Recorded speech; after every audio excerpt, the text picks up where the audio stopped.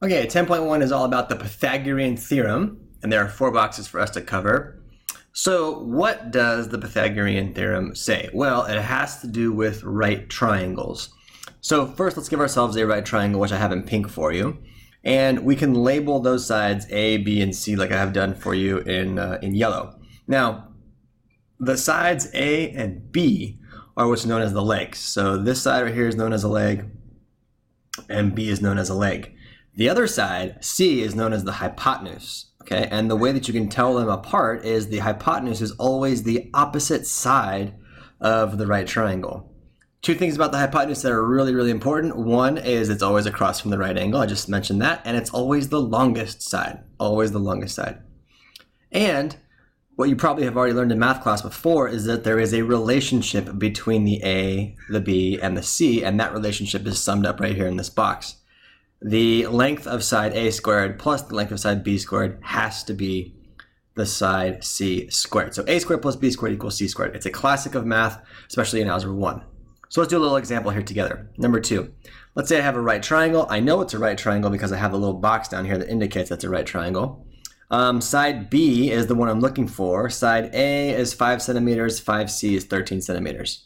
So if we start with A squared plus B squared equals C squared, the one that we want is B squared. So I can say B squared is going to equal C squared minus A squared, just subtracting A squared from both sides. So therefore B squared is going to be the value of C, which is 13 squared, minus the value of A, which is 5 squared. So B squared's got to be 169 minus 25 right there. So therefore B squared's got to be 169 minus 25 is 144.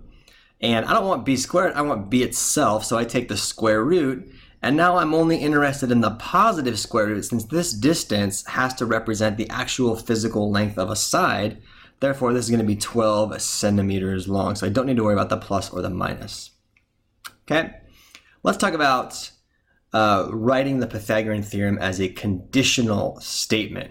A conditional statement is a statement in mathematics that has an if and a then. It has an if and a then. So here's the if part. It says if the triangle is a right triangle, then it must be true that A squared plus B squared equals C squared.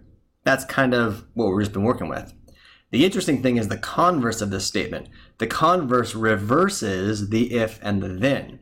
So now, instead of saying if the right triangle, or if the triangle is right, then it's A squared plus B squared equals C squared. Now we can start with the then part. So we can say this. If A squared plus B squared equals C squared, though, well, then it must be true that that triangle is a right triangle. Pretty cool, okay? Let's show you how this works over here in box 4. Let's say I have 3 examples, okay? And I have these side lengths of a triangle, I have these side lengths of a triangle, and these side lengths of a triangle. And the question is the triangle a right triangle? Well, the way that we're going to do this is we're going to compare A squared plus a B squared, and we're going to see if that's equal to C squared.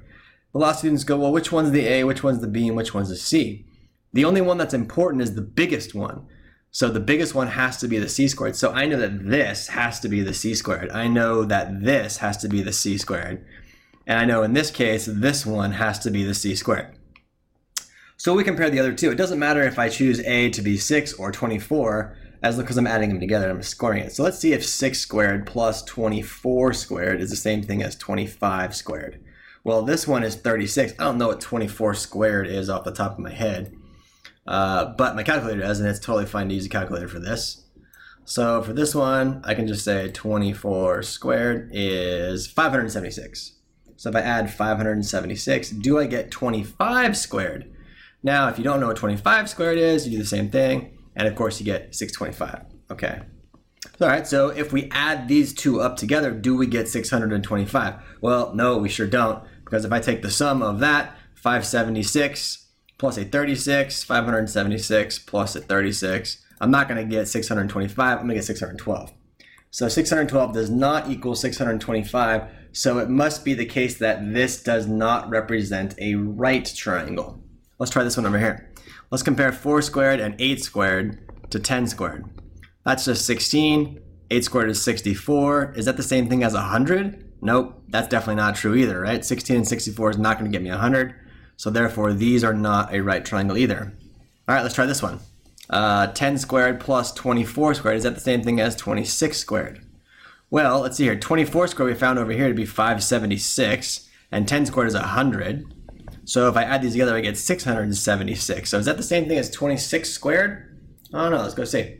26 squared is, whoa, check it out, 676. Yes, this is equal to 676. So therefore, it must be true that these are the lengths of a right triangle, but the first two were not. Okay, hope that makes sense.